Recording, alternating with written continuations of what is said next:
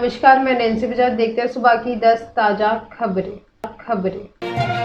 भारत जोड़ो यात्रा में राहुल पहले दौड़े फिर नाचे। तेलंगाना में भारत जोड़ो यात्रा के 5वें दिन राहुल गांधी अलग ही अंदाज में नजर आए। रविवार सुबह जडचेराला में स्कूली बच्चे राहुल से मिलने पहुंचे। बात करते करते राहुल ने दौड़ना शुरू कर दिया। फिर साथ चल रहे बाकी लोगों ने भी उनके साथ दौड़ लगाई, लेकिन राहुल की रफ्तार इतनी तेज थी कि सिक्योरिटी और तेलंगाना कांग्रेस के अध्यक्ष रेवंत रेड्डी पीछे छूट गए। राहुल से मिलने पहुंचे बच्चे ने उनकी स्पीड की बराबरी नहीं कर पाए। इसके बाद राहुल गोलापल्ली पहुंचे। वहां उन्होंने महिलाओं के साथ बथुकम्मा डांस किया।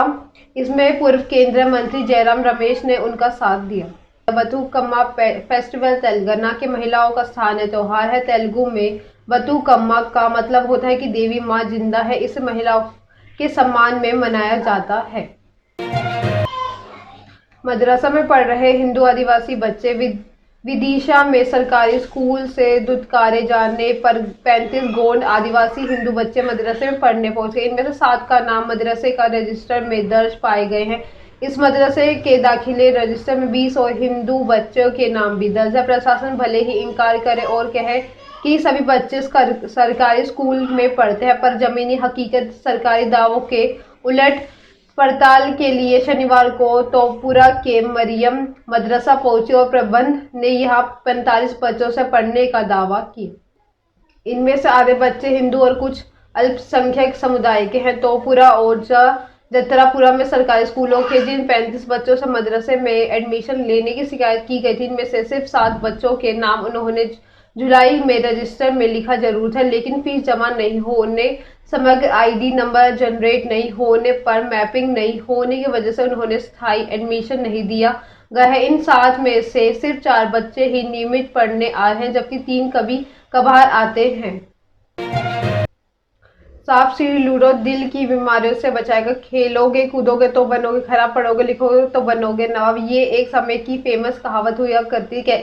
लेकिन कुछ खेल ऐसे हैं जो हमें जिंदगी का पाठ पढ़ाते हैं। हम हमारी याददाश्त भी मजबूत रखते हैं। ऐसे में कई खेल हैं जो हम सभी ने बचपन में जरूर खेले होंगे। आज बात कुछ ऐसे ही खेलों की जिन्हें हम बोर्ड गेम्स कहते हैं। याद है वो बचपन जब केवल टीवी नहीं था, हर रविवार दूरदर्शन और रंगोली से गुड मॉर्निंग हुआ करती थी। पूरा दिन परिवार के साथ लूडो, कैरम, सांप सीढ़ी जैसे कुछ बोर्ड गेम खेलने में बीता। यही नहीं, पिकनिक, ट्रेन में जाते वक्त, नानी के घर सर्दी में धूप सेकते हुए तुरंत कोई ना कोई बोर्ड गेम पीछ जाता था। लेकिन अब इन खेलों का मॉडर्न अवतार दिखता है। कोरोना में जब लॉकडाउन लगा तो बोर्ड गेम लोगों ने मन बहलाने और कोरोना के स्ट्रेस में बचने के लिए फेवरेट टाइम पास बन गया। कोरिया में छाया बॉलीवुड का खुमार। सोशल मीडिया पर एक पुराना वीडियो सामने आया जिसमें कोरियन स्टूडेंट्स स्टेज पर किसी समारोह के दौरान बॉलीवुड गानों पर डांस करते हुए दिखाई दे रहे। इस वीडियो में सभी लोग रणवीर सिंह और दीपिका पादुकोण गाने पर थिरकते हुए नजर आए। इस दौरान सभी डांसर्स ने इनर लुक में स्टेज पर धमाल मचा लिया। कलाकारों ने ग्रुप ने गानों के हुक स्टेप भी किए। उन्होंने इस तरह बॉलीवुड गाने पर डांस करते देख सोशल मीडिया पर फैंस इनकी जमकर तारीफ कर रहे हैं।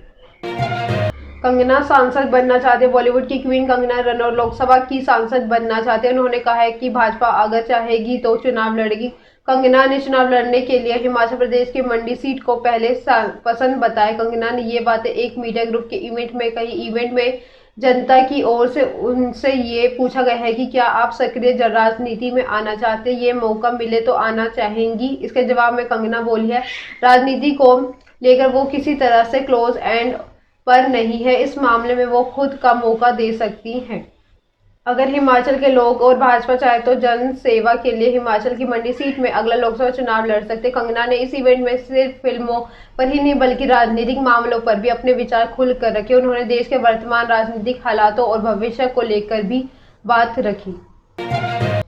दुनिया भर में डूबते सूर्य को अर्घ। आज सूर्य उपासना से जुड़ा 4 दिवसीय छठ पूजा का आज तीसरा दिन है। शाम को बिहार, उत्तर प्रदेश, दिल्ली समेत देश विदेश के कई शहरों में अस्ताचलगामी सूर्य यानी डूबते सूरज को अर्घ दिया जाएगा। इसके लिए सारी तैयारियां पूरी कर ली गई। अगले दिन यानी सोमवार को सुबह उगते सूर्य को अर्घ देकर छठ पूजा व्रत पूरा होगा। प्रधानमंत्री नरेंद्र मोदी ने छठ पूजा के अवसर पर देशवासियों को शुभकामनाएं दी। 28 अक्टूबर को नहाय खाए के साथ छठ पूजा की शुरुआत हुई। दूसरे दिन 29 अक्टूबर को खरना था। वहां पर मुख्य रूप से बिहार, झारखंड और पूर्व उत्तर प्रदेश में मनाया जाता है, लेकिन धीरे धीरे इसका विस्तार पूरे देश और दुनिया में होने लगा है।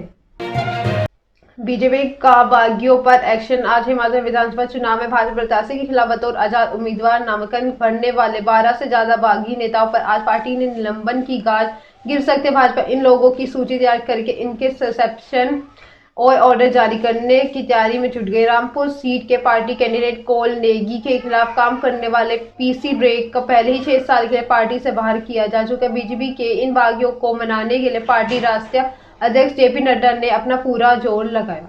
वह नहीं माने भाजपा प्रत्याशी के खिलाफ उन्होंने बतौर आजाद उम्मीदवार पर्चा भरा और अब चुनाव लड़ रहे हैं। इन बागियों को मनाने में भाजपा कामयाब रही है। उनमें महेश्वर सिंह बड़ा नाम है। धर्मशाला में विपिन अनिल चौधरी मैदान छोड़ गए हैं। रामपुर के कोल नेगी के सामने भूपेश धीमान बैठ गए। उन्हीं भी भाजपा नेता मनाने में कामयाब रहे।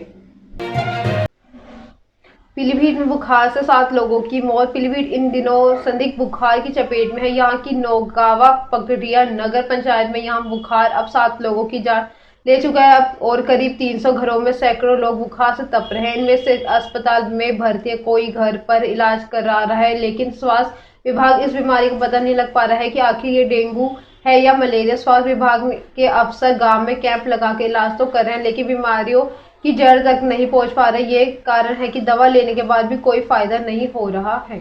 आइए अब आपको सीधे लेकर चलते हैं संदिग्ध बुखार की चपेट में आई पीलीभीत की नौगावा पकड़िया नगर पंचायत में। जड़ प्रवेश करते हैं हमें गंदी नालियां मिली जिनमें कूड़ा बजा रहा था। हमें मच्छरों यहाँ डेरा जमा हुआ है। घरों के पास कूड़े के ढेर मिले हैं जिनमें जानवर मुंह मार रहे हैं। शनिवार को यहाँ बुखार से 45 वर्षीय एक व्यक्ति की मौत हो गई। अब मौत का आंकड़ा बढ़कर 7 हो गया है। यह करीब 1800 घरों में 40,000 की आबादी रहती है। सेमीफाइनल भारत पहुंचा तो किससे होगी भिड़ंत। ऑस्ट्रेलिया और इंग्लैंड के बीच शुक्रवार को सुपर 12 के ग्रुप 1 का मुकाबला बारिश की भेंट चढ़ गया। ये मैच सेमीफाइनल पहुंचने के लिहाज से दोनों टीमों के लिए काफी अहम था। इसके अलावा शुक्रवार को एक और मैच अफगानिस्तान और आयरलैंड के बीच खेला जाना था। यह मैच में बारिश के कारण रद्द हो गया। अब इस ग्रुप के 6 से 4 टीम न्यूजीलैंड, ऑस्ट्रेलिया, इंग्लैंड और आयरलैंड 3-3 पॉइंट पर अटकी हुई है। इससे ग्रुप के कंपटीशन बहुत बढ़ गया है। भारतीय टीम अगर टूर्नामेंट में सेमीफाइनल पे पहुंचती है तो उन्हें से किसी भी एक के साथ भिड़ंत हो सकती है। अब ये स्टोरी जानेंगे कि ग्रुप 1 टॉप 2 पोजीशन पर रहने के लिए टीमों को आगे क्या करना होगा। कियारा सिद्धार्थ इसी साल कर सकते हैं शादी। सिद्धार्थ मल्होत्रा और कियारा आडवाणी अपने रिश्ते की वजह से अक्सर सुर्खियों में हैं। हाल ही में अब खबर आई है कि दोनों जल्द ही शादी बंधन में बंधने वाले। इसी बीच दोनों की शादी से जुड़ा एक और अपडेट सामने आए। दिसंबर में शादी के बंधन में बंध सकते हैं। दिसंबर में बंधेंगे, शादी के बंधन में होंगे करण जौहर शामिल हो सकते शादी में भी। बॉलीवुड हंगामा की रिपोर्ट के अनुसार शेरशाह जोड़ी यानी कि कियारा और सिद्धार्थ दिसंबर में अपनी शादी की डेट लॉक कर दी है। ये दोनों शादी के बाद मुंबई में रिसेप्शन पार्टी रखेंगे जिसमें करण जौहर समेत कई बॉलीवुड स्टार्स शामिल होंगे। मिली जानकारी के मुताबिक दोनों शादी की तैयारियां में बिजी है। साथ ही दोनों अपनी शादी की सीक्रेट रखना चाहते हैं। कपल शादी की पूरी तैयारी करने के बाद ऑफिशियल अनाउंसमेंट करेंगे। ये थी सुबह की 10 ताजा खबरें। ऐसे अपडेट्स के लिए बने रहे हमारे चैनल को लाइक करें, कमेंट करें एंड सब्सक्राइब करना ना भूलें। धन्यवाद।